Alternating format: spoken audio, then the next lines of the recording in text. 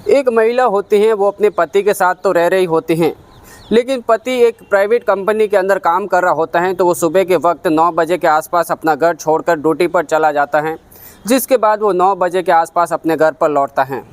और उसी अंतराल उसकी पत्नी अपने घर पर अकेली रह रही होती हैं। लेकिन उस पत्नी को जब भी काम होता है तो अपने पास ही के रहने वाले देवर को हमेशा उसको बुलाया करती थी, जिसके बाद बाज़ार से कुछ सामान लाना हो या फिर कुछ घर का काम हो, किसी तरीके का जब भी उसे काम होता है तो अपने देवर को हमेशा वो बुलाया करती थी। जिसके बाद एक वक्त जब उसे अपने घर पर बुलाती हैं तो दोनों के बीच में बातचीत होती है, चाय बनाते हैं, चाय पीते हैं और अचानक वो अपनी भाभी अपने देवर को पास बुला लेते हैं। जिसके बाद उससे बातें तो करती हैं, लेकिन उनके बीच में पहली बार अनैतिक अवैध संबंध बन जाता है।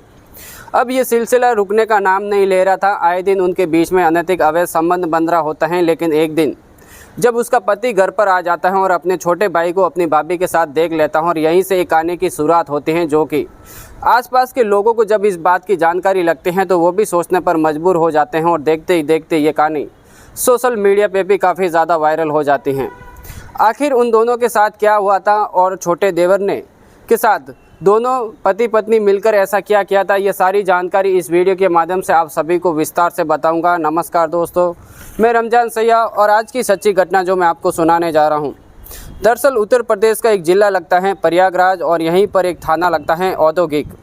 यहीं के आसपास एक छोटा सा गांव होता है विशमपुर, और यहीं के रहने वाले विजय राज, जिनकी उम्र अभी के फ़िलहाल में 30 साल के आसपास की होती है, वो प्राइवेट कंपनी के अंदर नौकरी करते हैं। सुबह 9 बजे अपनी ड्यूटी पर चला जाता है, जिसके बाद रात के 9 बजे के आसपास अपने घर पर लौटता है। लेकिन धीरे धीरे वक्त बीतता है। 2022 में सत्यरूपा नाम की लड़की होती हैं, 25 साल के आसपास की उसकी उम्र हो जाती है, तो उनके साथ उसकी शादी करवा दी जाती है। अब विजय राज और सत्यरूपा अपने साथ एक ही घर के अंदर पति पत्नी की तरह रह रहे होता हैं, किसी चीज़ की कमी नहीं होती है।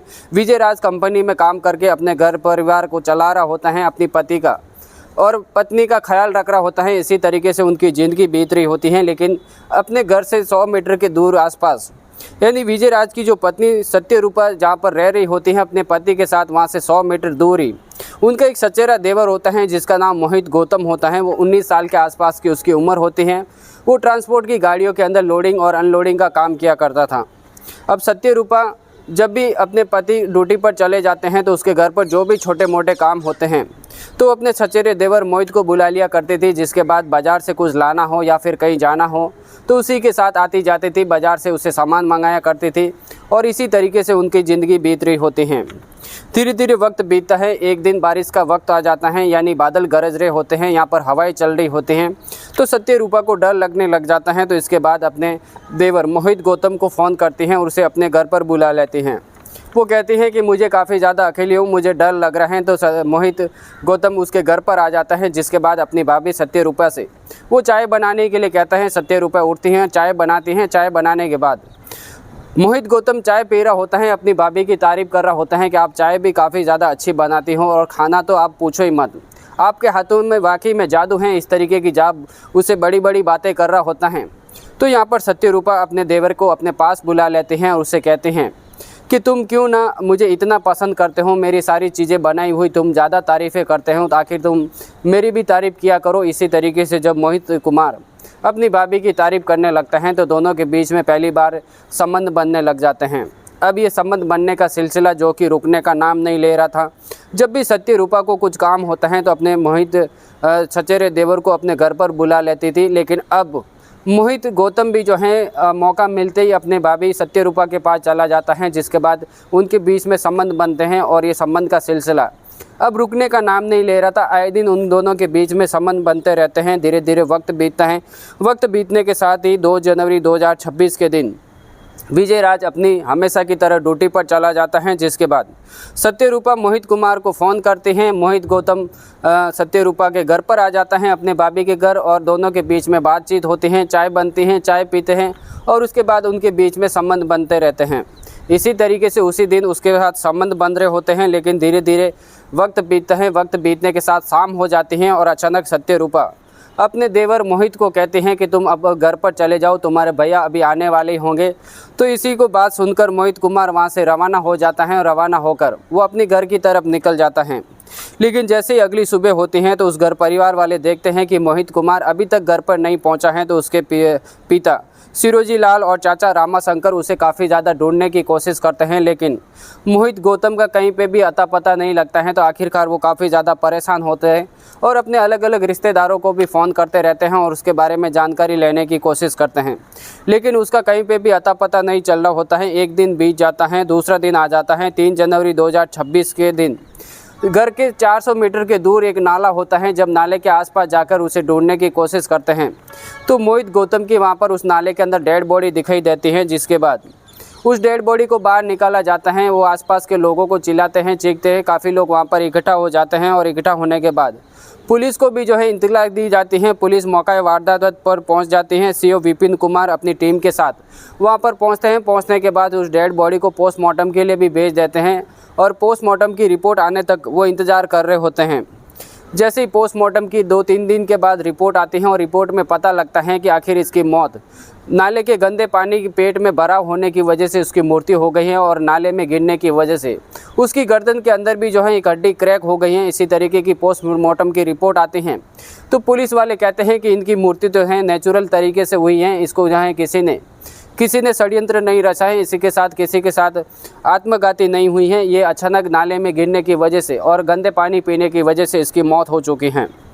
इसी तरीके से जब उस घर परिवार वालों को बताया जाता है तो आखिरकार मोहित कुमार के घर परिवार वाले पुलिस वालों से रिक्वेस्ट करते हैं, उसे कहते हैं कि इस केस को जांच पड़ताल की जाए और इस केस की अच्छी तरीके से छानबीन की जाए। आखिरकार डीसीपी यमुना नगर और विवेक चंद्र यादव थाना प्रभारी वो इस केस की जांच पड़ताल करने लग जाते हैं और इस केस को हर एंगल से हर तरीके से इसे ढूंढने की कोशिश करते हैं। तो यहाँ पर डीसीपी यमुना नगर होते हैं वो केस एसपी कृष्ण कुमार सुनील सिंह को दे देते हैं। कृष्ण सुनील सिंह जब इस केस की जांच पड़ताल कर रहे होते हैं तो वो देखते हैं कि रात के 12 बजे के आसपास एक CCTV कैमरे के अंदर सत्यरूपा और उनका पति विजय राज एक बोरे के अंदर उस नाले की तरफ जा रहे होते हैं। तो आखिरकार एसपी कृष्ण सुनील सिंह सत्यरूपा और विजय राज दोनों को आखिरकार गिरफ्तार करते हैं और गिरफ्तार करने के बाद उन्हें थाने में लेकर आया जाता है। मोर्चरी थाने के अंदर लाने के बाद जब उनसे पूछताछ करते हैं तो दोनों अलग अलग तरीके की कहानियाँ सुना रहे होते हैं, लेकिन दोनों को जब अलग अलग करने के बाद आखिरकार विजय राज के पास एसपी कृष्ण सुनील सिंह वहाँ पर जब उनसे बातचीत कर रहे होते हैं तो वो कहते हैं कि तुम्हारी पत्नी ने तो सच बता दिया है, आखिर तुम भी सच बता दो, नहीं तो तुम्हें ज़्यादा सज़ा होगी। आखिरकार विजय राज टूटता है और फिर उसके बाद एक कहानी सुनाता है।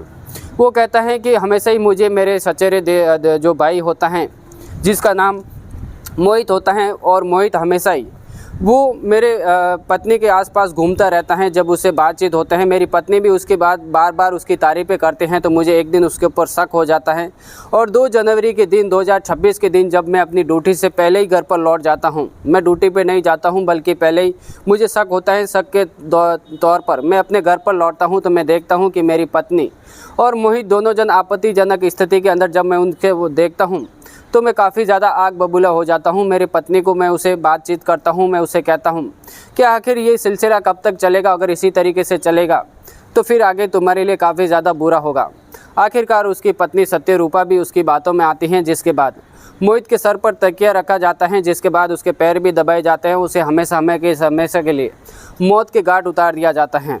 फिर रात के 12 बजे के आसपास उसके बोरे के अंदर भरकर फिर उसकी डेड बॉडी वहाँ पर लेकर जाते हैं और डेड बॉडी वहाँ पर लेकर जाने के बाद उस नाले के अंदर फेंक देते हैं।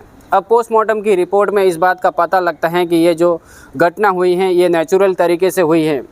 अब यहाँ पर क्या होता है कि सत्यरूपा की जो यहाँ पर जो रिश्तेदार होता है वो SRN हॉस्पिटल के अंदर, यानी कि उस हॉस्पिटल के अंदर साफ़ सफाई का काम कर रहा होता है। तो ये पोस्टमार्टम की रिपोर्ट को बदला जाता है, यानी वहाँ पर बातचीत करने के बाद वो सफाई कर्मी होता है त्रिभुवन दास, वो उनके पास जाता है और फिर डॉक्टर को बोलता है कि इस पोस्टमार्टम को आप चेंज कर दीजिए क्योंकि ये हमारे रिश्तेदार हैं, इनको सज़ा हो जाएगी। तो इसी तरीके से उसके पेट के अंदर नाले का पानी दिखा देता है और ऑटोमेटिक गिरने की वजह से उसकी गर्दन की हड्डी क्रैक दिखा देता है। जब ये सारी जानकारी पुलिस वालों को लगती हैं तो आखिरकार उस डेड बॉडी को वापस दफनाने के बाद उसे निकाला जाता है और फिर से इसकी पोस्टमार्टम रिपोर्ट के लिए उसे भेज दिया जाता है।